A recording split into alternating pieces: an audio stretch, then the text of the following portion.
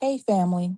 I am Nina Simone, and for the next 3 nights, we are reframing the setbacks that we often face with our adult prodigal children through faith and wisdom, a 3 night series.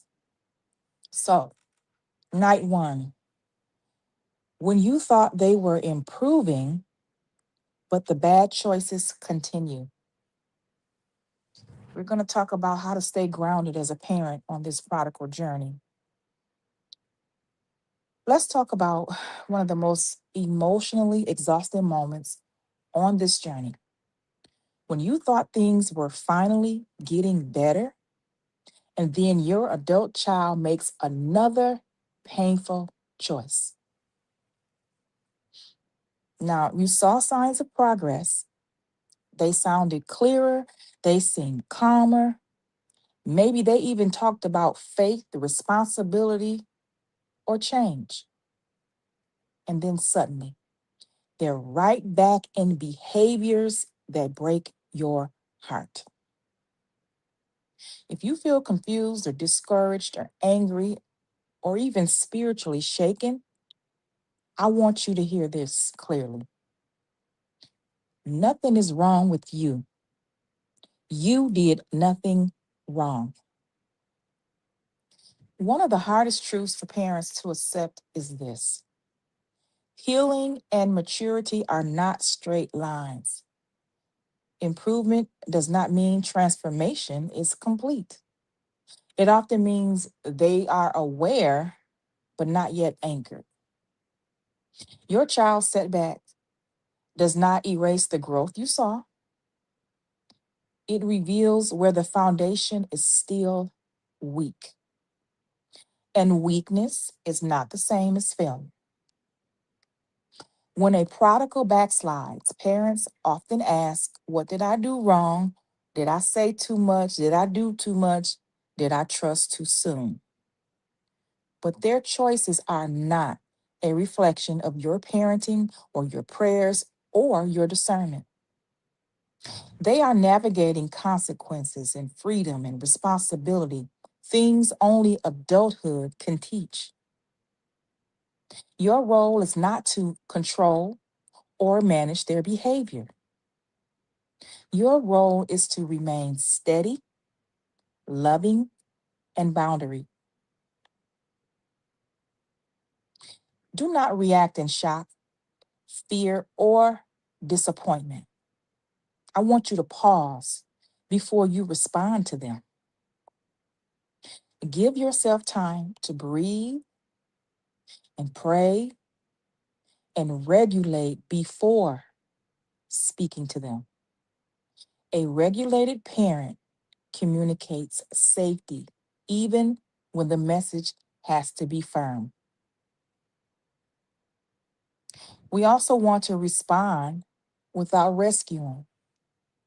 It's okay to acknowledge the setback without fixing it. You might say things like, I'm sad to hear this. I know this isn't where you want to be.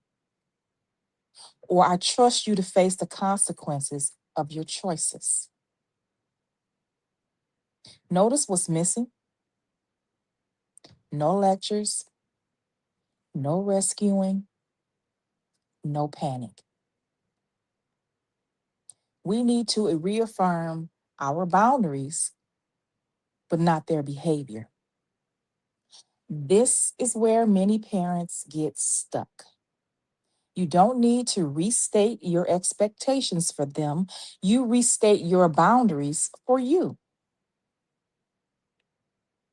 Examples: I love you and I won't support decisions that harm you. Or I'm here emotionally, but I won't enable you financially.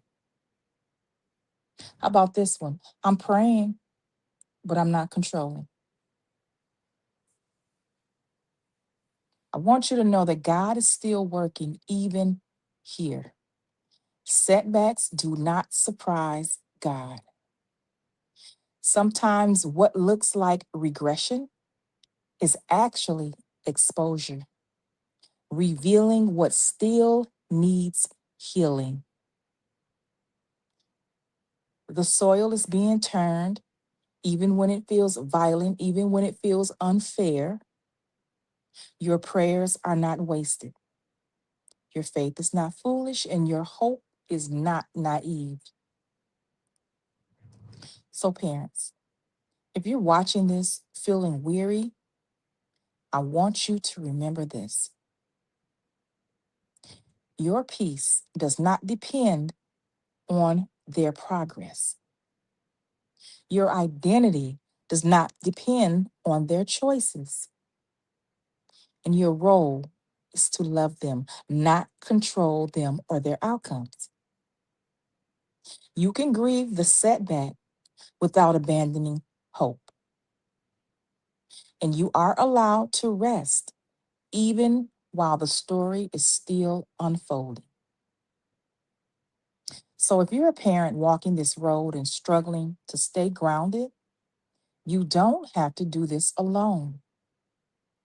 I help parents restore peace, strengthen boundaries, and trust God, even when the prodigal journey feels uncertain. You can explore my coaching resources when you're ready.